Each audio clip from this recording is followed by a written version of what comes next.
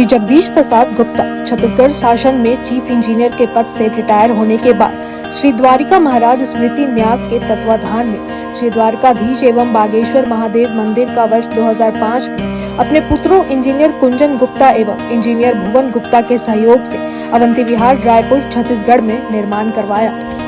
श्रीमद् भागवत कथा, राम कथा, गीता तत्व, वेदांत आदि के तात्पर्य को व्यासपीठ से कहने के कारण संतों द्वारा इन्हें आचार्य श्री जगदीश भी कहा जाता है। अपना संपूर्ण जीवन परमात्मा की सेवा में दिया। उन्होंने परमात्मा भगवान श्री द्वारिकाधीश के दिव्य गुणों और कर्मों को लेकर अभी तक 15 ग्रंथ लिखे हैं, जिन ग्रंथों को भारतवर्ष के जगत गुरु और महापुरुष संतों के द्वारा आशीर्वाद प्राप्त हुआ है। उनके ग्रंथ मुंडक उपनिषद सरलतम बोध का उद्बोधन आप सुन रहे हैं। पराविद्या का विषय अक्षर तत्व और प्राप्ति की विधि पर उद्बोधन आप सुन रहे हैं। नातः परतरम लोके आत्मनः स्वाव्यतिक्रमा। जब आपका ये ज्ञान भ्रष्ट हो जाएगा, आप मोह में डूब जाएंगे, आपकी चित्त के अंदर में स्मृति पर ज्ञान ही नहीं रहेगा, तो आप तो नहा गए अविद्या के अंदर, मोह कूट कूट के भर गया, तो कहाँ से आपको आत्मज्ञान, आत्मदर्शन ही नहीं होगा। आपका प्रकाश जो आप धूमिल कर देंगे, जैसे बादल सूर्य को ढक लेता है पर ढकता नहीं वास्तविक, यदि ज्ञान है आपको तो। अब आइए तो इस मोह की इस व्यापक रूप में, इसी के प्रभाव में हम दीर्घकाल से भटक रहे। अविद्या की उत्पत्ति कैसे होती है?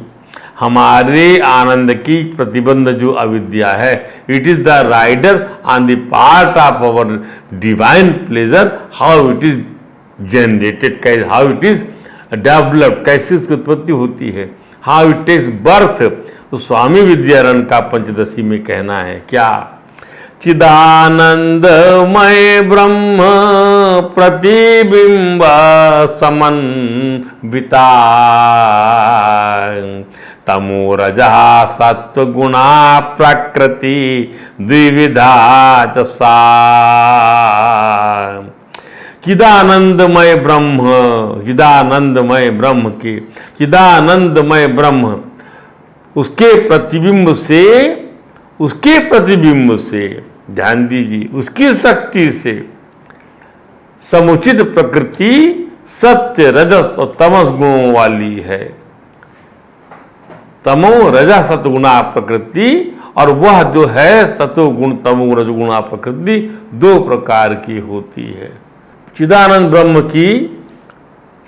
ब्रह्म का प्रतिबिंब है क्या? प्रकृति, तीन त्रिगुणात्मक प्रकृति, और वह दो प्रकार की होती है। शास्त्र में ब्रह्म का लक्षण क्या है? सत है, चित है और आनंद है, ये ब्रह्म का लक्षण। प्रकृति को भी ब्रह्म की शक्ति बताया गया है। प्रकृति त्रिगुणात्मक है। जब हम देखिए, विस्तार हम ज़्यादा नहीं कर रहे, क्योंकि हम जो है कई बातें आपको जब भरे प्रवचन में जितना आवश्यक होता उतने ही हम बतलाते हैं। बाकी अनेक ग्रंथ लिखे गए हैं हमारे द्वारा, अनेक बातें बोली गई हैं, भरा हुआ है यहाँ से वहाँ तक ज्ञान। अब हम आपको बताने बैठे सत्य क्या है, चित्त क्या है, आनंद क्या है, प्रकृति को सत्य कैसे बताया गया, ये सब बातें के लिए आपको स्वतः स्वाध्याय भी करने की आवश्यकता है।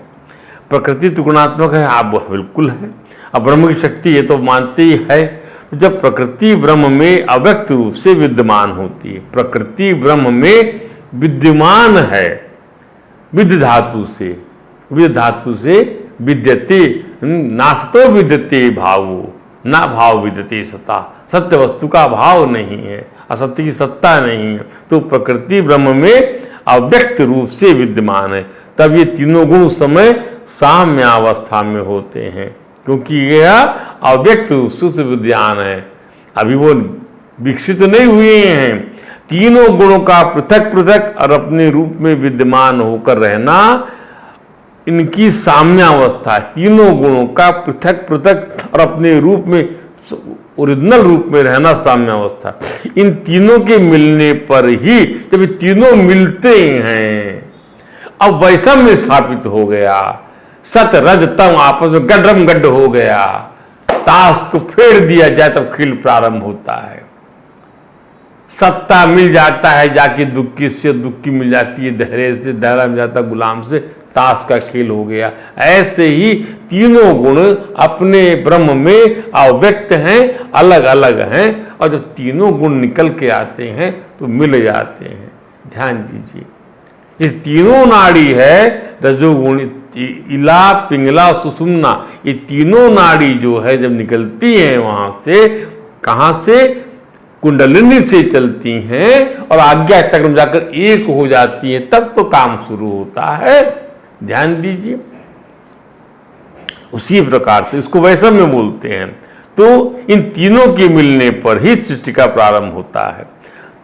साम्य अवस्था भंग हो जाती है, वैषम्य अवस्था, the state of equilibrium is now disturbed.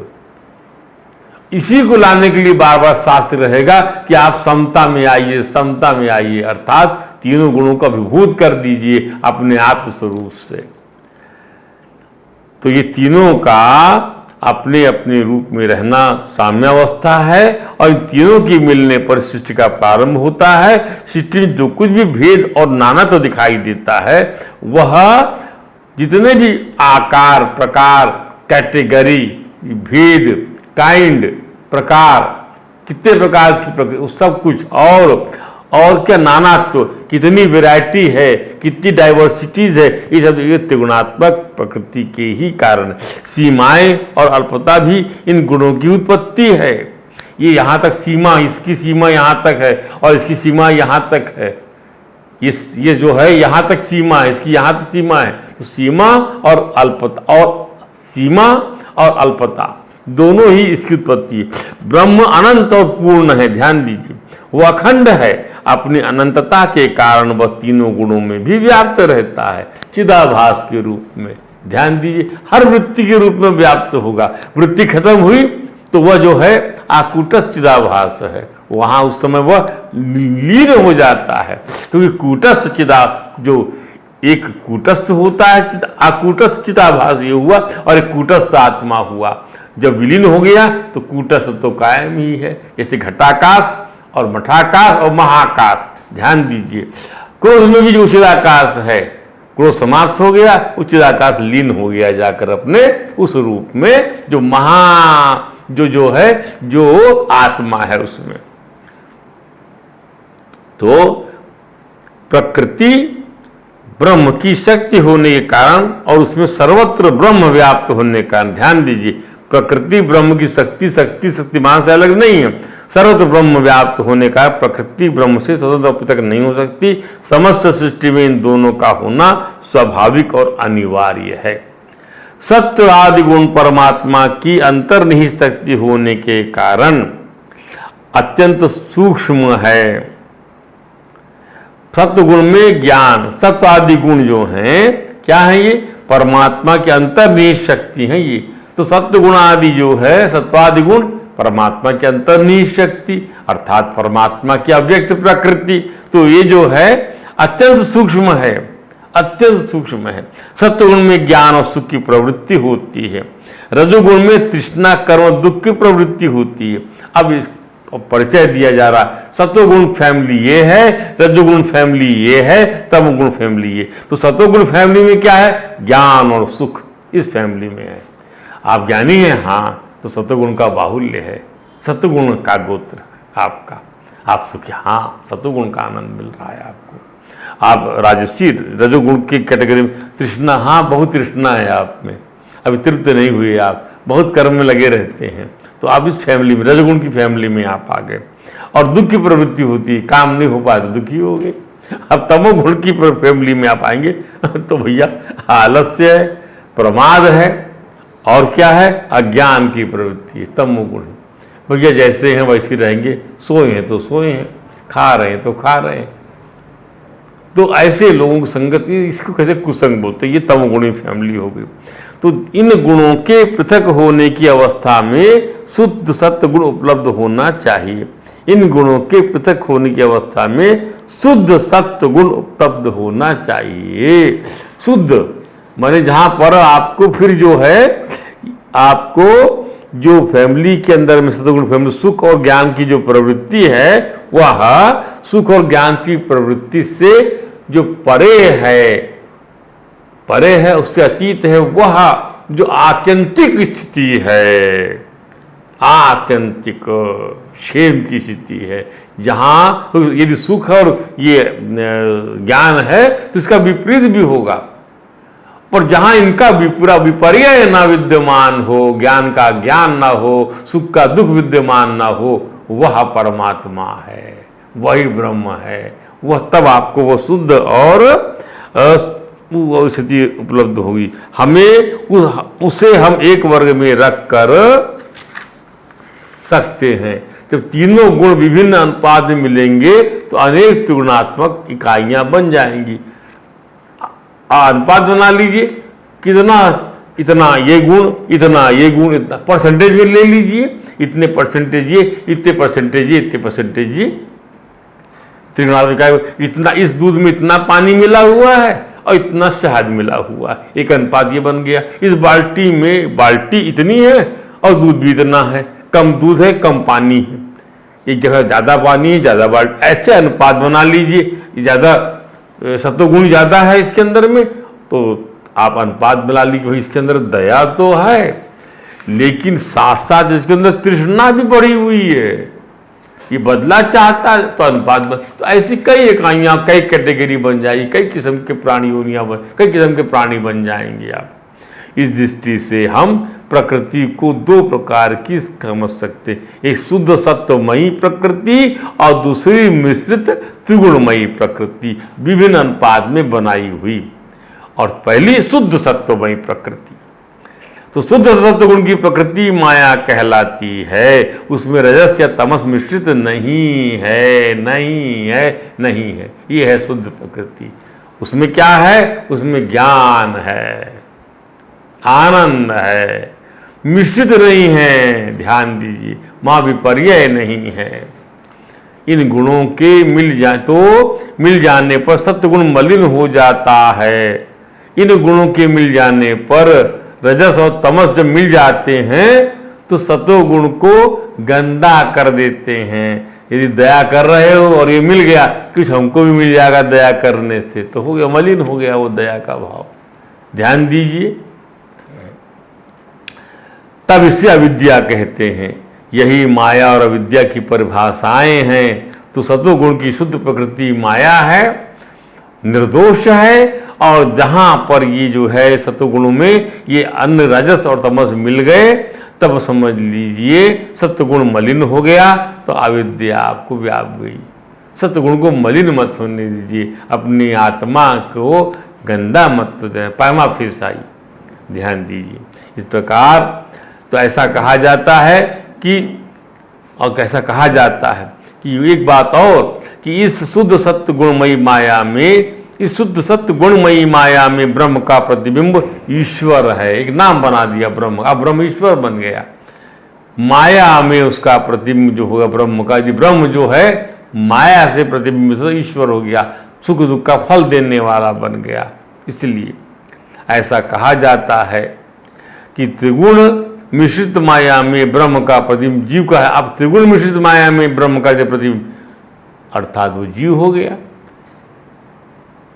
तो दो किस्म की हमने प्रकृति देखा, शुद्ध सत्वमयी प्रकृति, उसमें यदि परम ब्रह्म रिफ्लेक्ट करता उसके थ्रू, वो ईश्वर कहलाएगा, क्योंकि अब जो है वह कर्म का फल देने वाला बनेगा। तो अच्छा करो अच्छा मिलेगा, बुरा करो बुरा मिलेगा। और अर्पित कर दोगे तो ब्रह्म से जुड़ जाओगे, समर्पित कर दोगे तो ब्रह्म से जुड़ जाओगे, उसका नियम है। अब तीसरी चीज आइए, अब मिश्रित जो है प्रकृति, जहां पर रजोगुण सतोगुण के साथ में तमोगुण रजोगुण मिला हुआ है विभिन्न अनुपातों में, उस मिश्रित, उसमें भी ब्रह्म का प्रतिबिंब है, उसे अलग तो है ही नहीं ऐसे लोगों से, वो जीव बन गया, उसको जीव कहते हैं। इसलिए भैया आप जीव को जब बोला जीव है तो भैया अहंकार ओढ़े हुए हो, आप सतोगुण भी ओढ़े हुए हो, रजोगुण भी ओढ़े हुए हो, तमोगुण भी ओढ़े हुए हो, आप इसको फिल्टर नहीं कर पा रहे हो। ध्यान दीजिए, इस प्रकार यह सार निकला कि पहले तीनों गुणों का अतिवर्तन किया जाए, पहले तीनों गुणों का गुणातीत बना जाए ताकि जीव भाव समाप्त हो जाए। क्योंकि मिश्रित तीनों गुणों के अंदर में वह ब्रह्म जो है हमको जीव के रूप में हम ही तो वो हैं, तो अब ब्रह्म अपने हम इसको खत्म कर दे, त्रिगुण को खत्म कर दे। क्यों इसके अंदर वो निमित्त रहे, क्यों वो दर्पण रहे रिफ्लेक्ट करने वाला ब्रह्म को, जीव भाव समाप्त हो जाए पहला काम, तब ईश्वर भाव का उदय होगा। तब हम जो है ईश्वर, तब जो है उस ब्रह्म को समझ पाएंगे जो शुद्ध प्रकृति से रिफ्लेक्ट कर रहा है। तीनों गुणों का तिरोभाव हो जाने के उपरांत माने हमको स्वरूप ज्ञान हो जाएगा, परंतु शुद्ध सत्यमयी माया अर्थात गुणवलिका माया फिर भी शेष रहेगी। वही गुणवती गुणवली गुण है अभी बाकी, सतो गुण बाकी है। वह परमात्मा की शरण में जाए बिना नहीं होगी, तब गुणात्यंतिक दुख रहित तो गुणातीत हो जाएंगे आप। इसको तो भगवान ने कहा कि दैवी है शा गुणमयी मम माया दुरतया। सतोगुणी माया में आप आ गए, ये भी नहीं तो ये भी सतोगुण घुसा हुआ ना, ये भी चला जाएगा।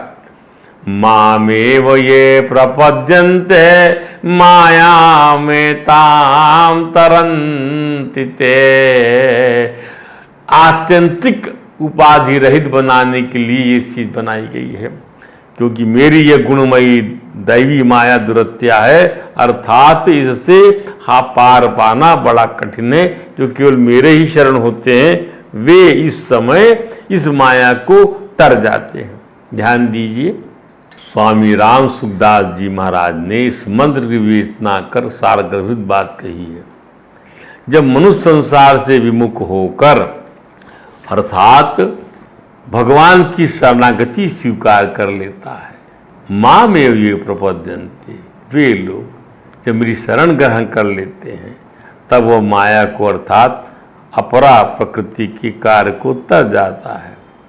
ध्यान दीजिए, अर्थात उसके अहम का सर्वथा नाश हो जाता है। भगवान की शरणागति स्वीकार करने का तात्पर्य है कि भगवान की सत्ता में ही अपनी सत्ता को मिला दीजिए। दो सत्ता नहीं होना, अर्थात केवल भगवान की सत्ता को स्वीकार कर ले, ना अपनी सत्ता माने ना माया की। क्षरात्मनौ ईशते देव, ये कहा वह परमात्मा यह क्षर प्रकृति माने अपरा को और आत्मनो और ये जीवात्मा को, जीव प्रकृति यानी परा प्रकृति दोनों का शासक है वह परमात्मा।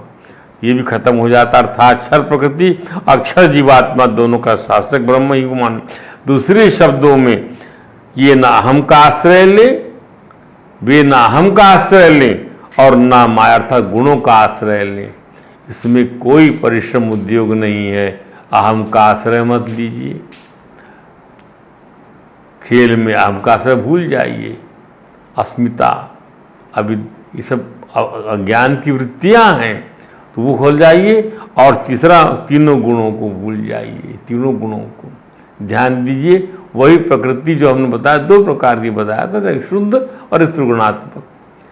तो केवल पराविद्या प्राप्ति का अनुष्ठान करना है बस।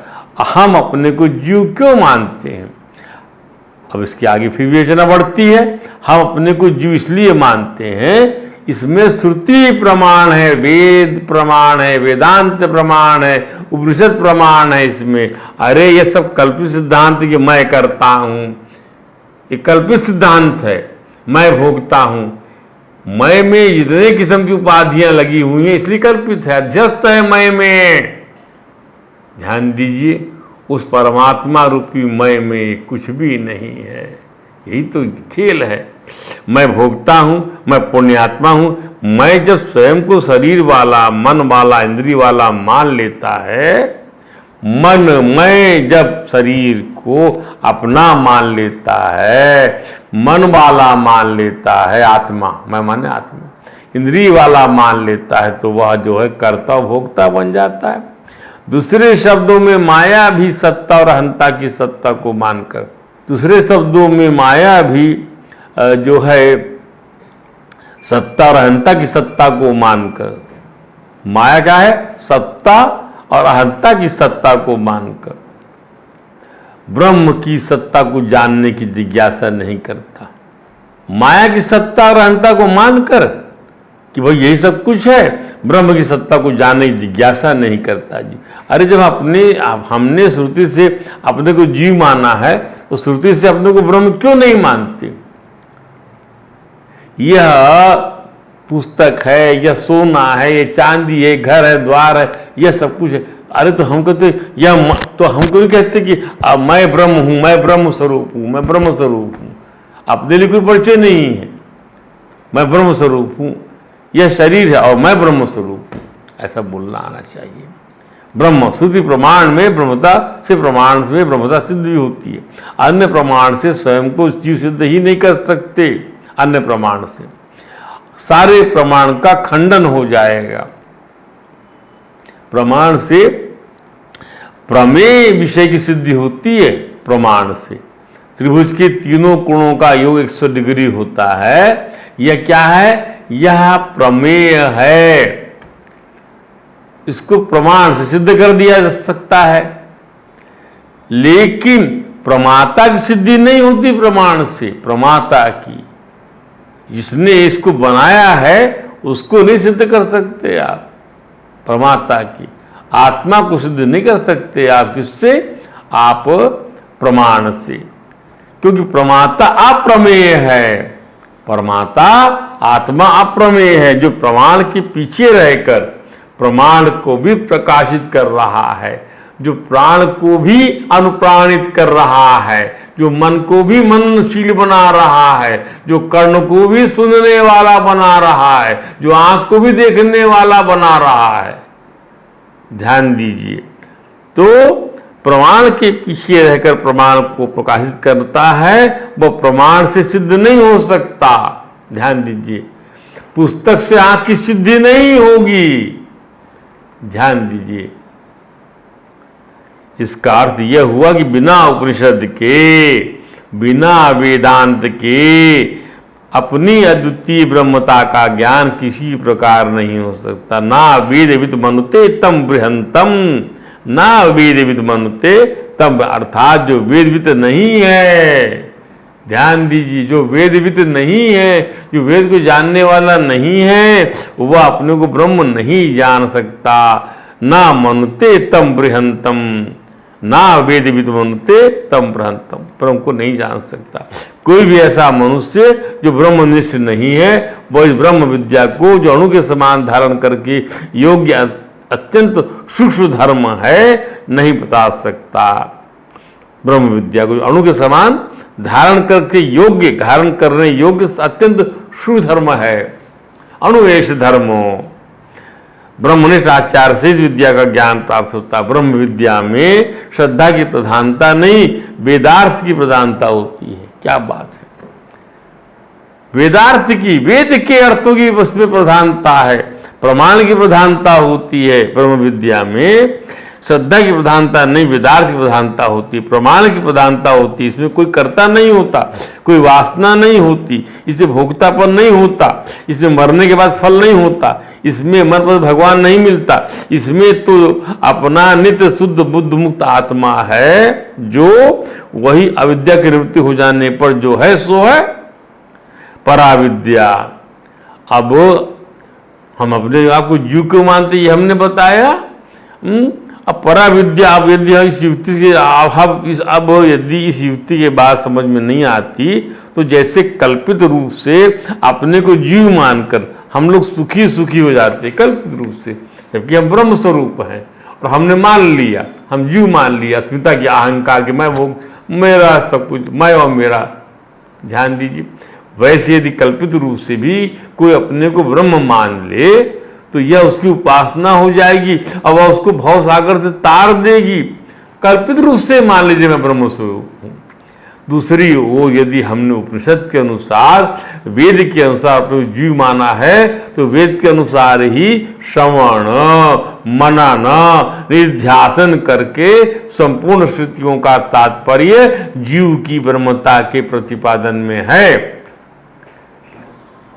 कि जीव ब्रह्म का स्वरूप है। इसी बात को है ना, अहंकार विगलित करना है, उपाधि मिटा देना है, गुणों को खत्म कर देना है, इसी बात को जानना है और मुक्त हो जाना, इसी को पराविद्या कहते। ये है पराविद्या का परिचय। स्वामी अखंडानंद जी महाराज का कहना है, यदि हम कहें कि मैं यह हूं और ब्रह्म वह है, तो उस ब्रह्म को प्राप्त करने के लिए उसकी भक्ति, उसका ध्यान करना पड़ेगा। मैं यह हूं और वह ब्रह्म है, तो भक्ति ध्यान करो। और जब यह ज्ञान होता है कि मैं ही ब्रह्म हूं, तो न उसके लिए कदम चलना पड़ता है, न याद करना पड़ता है, न पकड़ना पड़ता, न ही उपासना करनी पड़ती। वहां तो ज्ञान मात्र से ही कृतकृत्यता हो जाती। वाह, क्या है मेरा स्वरूप, परमात्मा के साधक हैं। इसलिए भगवान ने गीता में कहा, बड़ी सिद्धि प्राप्तो ब्रह्म यथा या निष्ठा ज्ञानस्य च। सिद्धि प्राप्तो ब्रह्म यथा निष्ठा ज्ञानस्य या परा। समासेन कौन्तेय तद्मे शृणु। क्या अर्थ हुआ इसका? इसका अर्थ ये हुआ, सिद्धि प्राप्त ब्रह्म यथा। ब्रह्म की सिद्धि कैसे होगी, कैसे ब्रह्म को जान सकोगे? एक प्रक्रिया बताई समासेन भगवान ने वहां पर। तो आइए उसको संपूर्ण रूप से भी हम कोट करेंगे समय आने पर। इसी का नाम होता है पराविद्या। तो अपने ज्ञान से हम मान लिया कि ब्रह्म है, तो निष्ठा सिद्धि प्राप्तो ब्रह्म यथा तथा निबोध में समासेन कौन्तेय निष्ठा ज्ञानस्य या परा। ये आ गया ना, निष्ठा ज्ञानस्य या परा। जो ज्ञान की निष्ठा है, पराविद्या है जो, ये भगवान परिचय दे रहे हैं। फिर सुनिए इसको, सिद्धि प्राप्त गीता 18वें अध्याय में, सिद्धि प्राप्तो ब्रह्म यथा तथा निबोध में निष्ठा ज्ञानस्य या परा। समासेन कौन्तेय निष्ठा ज्ञानस्य या परा। वो निष्ठा जो ज्ञान की है, वो परा निष्ठा मैं तुझे बताऊंगा, ऐसा भगवान कहते हैं। आगे भगवान क्या कहते हैं इस संदर्भ में?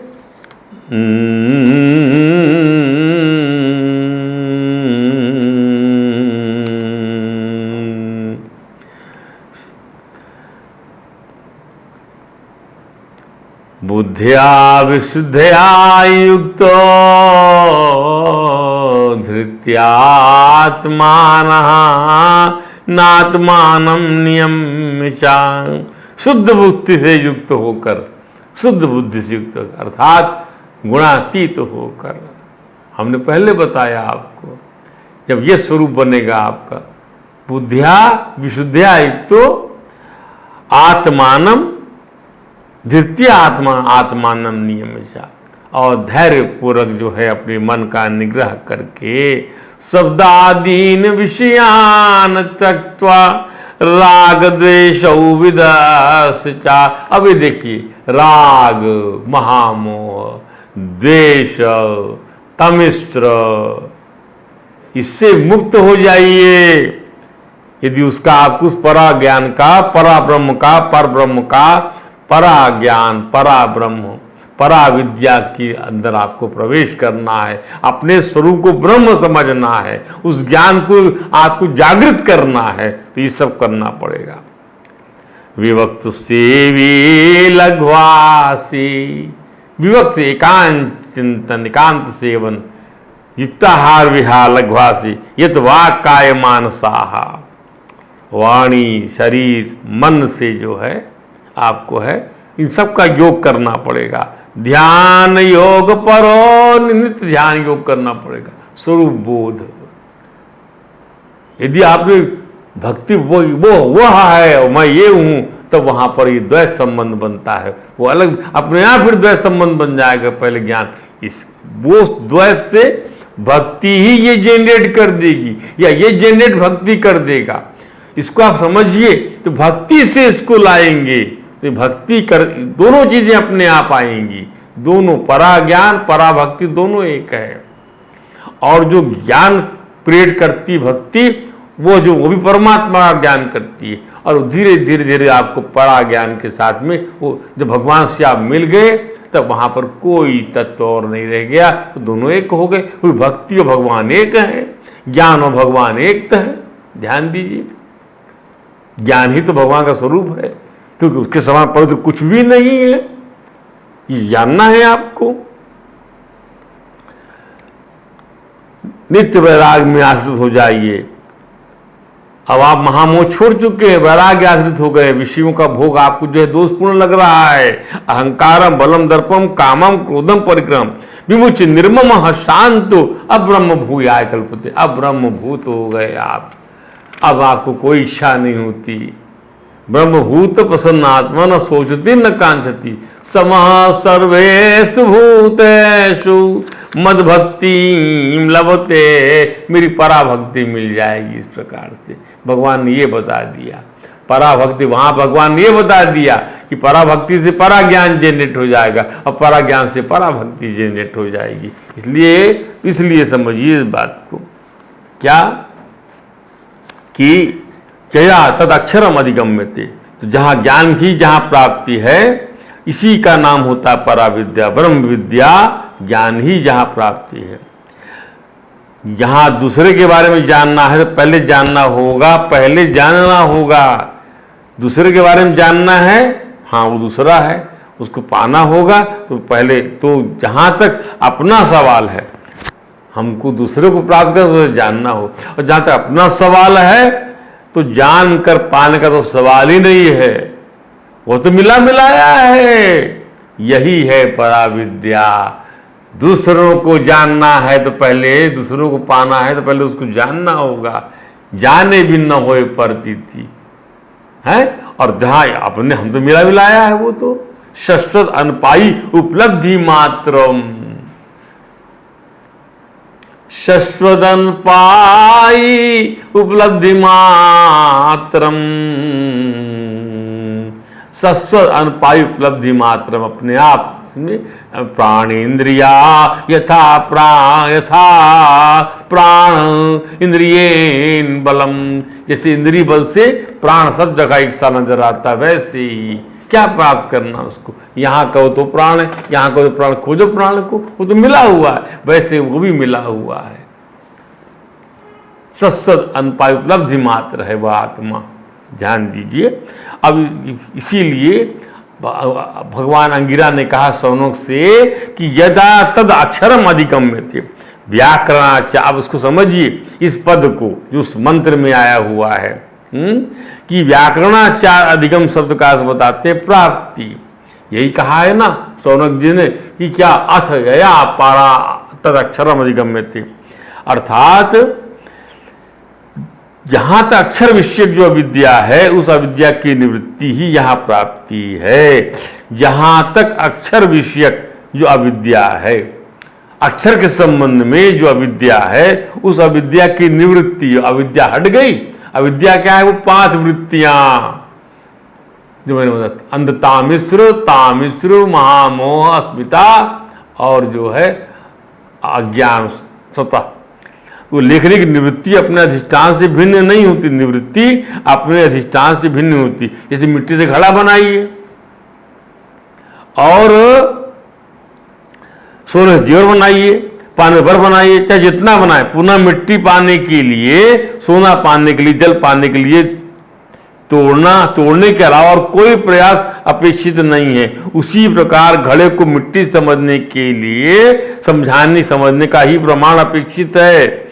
घड़े को मिट्टी समझने के लिए समझने का ही प्रमाण है। जिससे आप उसको मिट्टी समझिए। घड़ा पहले भी मिट्टी था, तोड़ने के बाद ही मिट्टी होगा।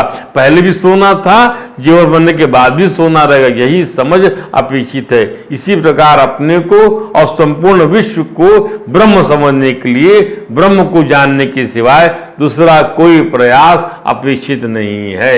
आपको इसके बाद में पराविद्या की क्या विशेषताएं हैं ये आपको कल बताया जाएगा। आज प्रवचन को यही विश्राम देते हैं। और वृंदावन बिहारी लाल की जय। हरे राम राम राम हरे हरे, हरे कृष्ण कृष्ण कृष्ण हरे हरे। द्वितीय विचार जो है पराविद्या का जो ये विचार अभी चलता, पराविद्या का विषय अक्षरत्व की प्राप्ति अभी चलता रहेगा।